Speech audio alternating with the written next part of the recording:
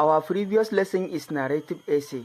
Now, I am going to give you work about misali, ku kaddara ku sojoji ne an tura ku wajen yaƙi. Kowa ya rubuta min labari akan ta yaya zai kashe maƙiyansa kuma da turanci.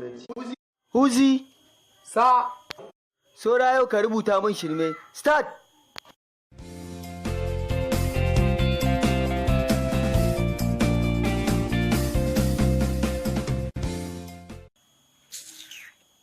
To yanzu ya zan rubuta labarin nan da turanci ne.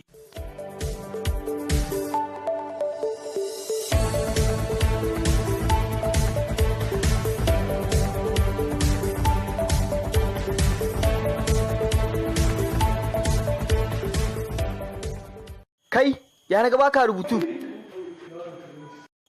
Ai abin da yasa ne malam bai kamata ma ni in rubuta komai ba, saboda ni ana fara yakin aka kashe ni.